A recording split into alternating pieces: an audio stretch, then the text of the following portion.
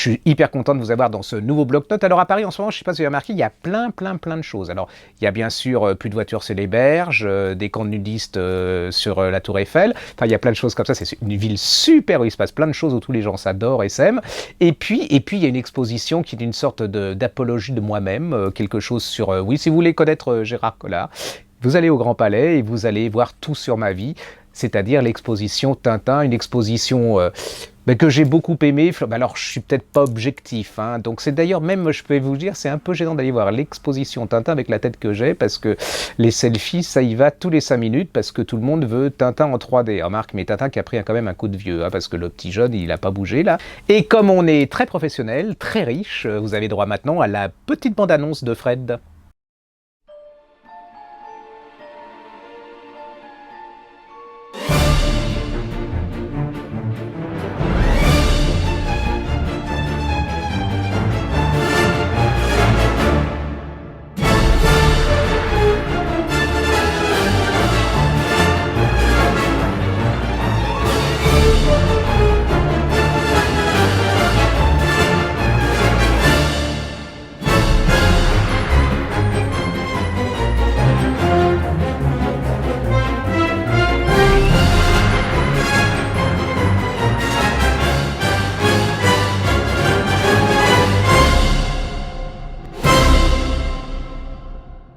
Donc après la petite bande-annonce de Fred, le petit choix de Gérard sur la fameuse exposition sur Tintin. Moi, c'est mon préféré.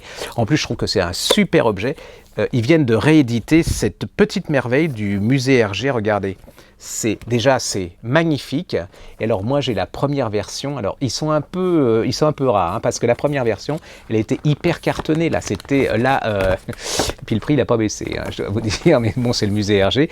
Donc c'est très joli. En plus, vous pouvez le laisser sur une table. Ça fait super. Non, c'est trop top. Et vous avez absolument tout sur Tintin. Vous avez des reproductions, des détails de planches. Regardez, c'est absolument... Moi, j'adore celui-là, c'est un de mes préférés. Regardez ça, c'est absolument fabuleux. Donc, ceux qui aiment Tintin, qui sont amoureux de Tintin, c'est un indispensable. Et ben voilà, c'est mon héros, c'est Tintin. Et puis, le papa de Tintin...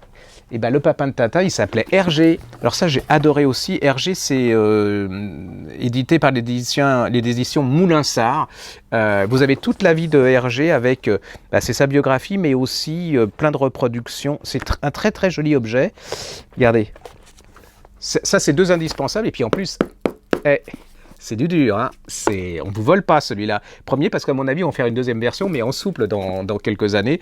Ça vaut pas très cher, hein, 35 €. Donc, enfin, si c'est quand même pas donné, hein, 35 €. Oh, 35 €. Oh, je ne peux pas vous dire, moi je ne l'ai pas payé, on me l'a offert, hein, c'est normal. Et bien maintenant, vous allez avoir Monsieur Fred qui vous a concocté une sorte de panégyrique de 3 poches et 3 favoris. Il a dû payer. Alors, enfin, regardez bien, examinez combien il a été payé par certains éditeurs et tout. Je vous donnerai peut-être la solution, lequel lui a donné un plus gros chèque. Donc, en avant pour les choix de Monsieur Fred. Vous les avez attendus en grand format. Bonne nouvelle, ils viennent de sortir en format poche. Voici donc l'agenda des sorties en librairie des livres dont l'équipe de la Griffe Noire vous avait vanté les mérites. Et on commence avec l'un des auteurs favoris de Jean-Edgar Cazelle, l'autre libraire de la Griffe Noire. Stephen King nous livre dans Monsieur Mercedes aux éditions Livre de Poche un petit chef-d'œuvre. Première fois qu'il écrit un vrai polar. C'est aussi le premier tome d'une trilogie. J'étais un peu dérouté au départ parce que je m'attendais à ce qu'on parte dans le fantastique. Eh bien non. Avec un talent de conteur hors pair, Stephen King rivalise avec les meilleurs auteurs du genre. Et on enchaîne avec le roman historique Innocent Breuvage de Michel Barrière aux éditions Livre de Poche, l'occasion de retrouver Quentin Savoisy, le héros fétiche de notre historienne culinaire. Et là-dessus va se développer bien sûr une intrigue, une enquête. C'est la touche Michel Barrière. J'ai préféré voyager moi-même dans le temps et dans les documents qu'on avait. C'est l'histoire avec un grand H qui me dicte mes propres histoires. Des histoires culinaires et littéraires qui vous feront saliver.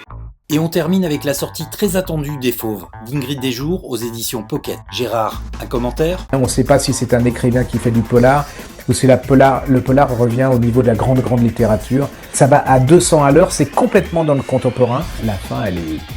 Vous dévorerez 448 pages d'un thriller haletant, ancré dans la réalité. Bonne lecture à tous. Alors, je sais qu'on me reproche sur mes pages Facebook, sur les émissions et tout, que je fais beaucoup de fautes d'orthographe. L'explication, déjà, c'est la faute du système français et puis de mes profs de français qui ont été très, très, très, très mauvais alors que j'étais un élève super brillant. En plus, je ne sais pas si vous avez remarqué sur Facebook, il y a des correcteurs d'orthographe qui sont encore pires que les fautes d'orthographe. Hein. C'est-à-dire que vous arrivez à des trucs pas possibles. Il y a une dame qui s'appelle Sandrine Cambès qui a fait une chose, je trouve ça super sympa, ça s'appelle 99 nouveaux dessins pour ne plus faire de fautes. Alors, ça explique que j'en fais aussi parce que je n'avais pas vu qu'il y en avait des anciens. Hein. Donc maintenant, c'est un nouveau volume. Et regardez, c'est super sympa parce que elle a fait des petits dessins pour savoir comment on écrit ça va. Elle a fait un petit fil de téléphone. Vous voyez, regardez, ça ressemble à un téléphone. Il y a un petit fil. Il y en a plein. À compte. Regardez. Alors, on va passer vite là-dessus, mais si vous le voyez chez votre libraire, vous le feuilletez, je suis sûr que vous l'offrirez à vos enfants ou à votre mari ou...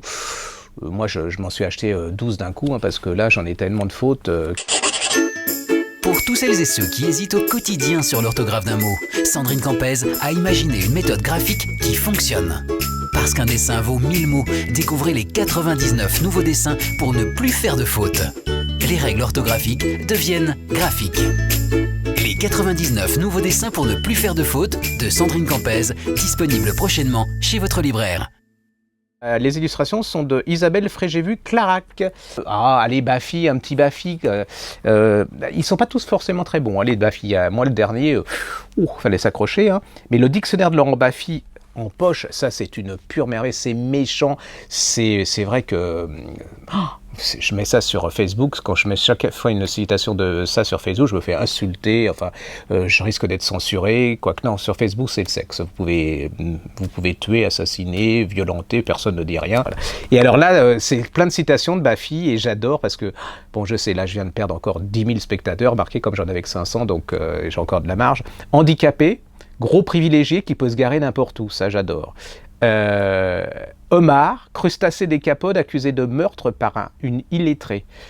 Et être, un arbre, H-E, accent, hein, T-R-E, arbre qui se pose des questions existentielles. Vous avez... il y en a, je ne peux pas vous dire parce que... voilà. Enfin, ça s'appelle le dictionnaire de Laurent Baffy. C'est en livre de poche et j'ai adoré. En plus, c'est pas cher. Hein. Ça vaut 6,10 €. Et puis, il y a plein de gens que ça va choquer. Alors, si... Voilà. Eh bien voilà, c'est fini pour cette 7500e émission. Monsieur Fred me dit que je dois terminer. Il faut dire que j'ai pas intérêt à dire le contraire, puisque c'est lui qui, entre autres, a la lumière, la caméra, l'électricité. Donc si jamais je voulais pas, je n'existerais plus. Donc voilà, c'est fini. À vous la parole, Monsieur Fred. Allez, on vous laisse à vos lectures et rendez-vous au prochain numéro.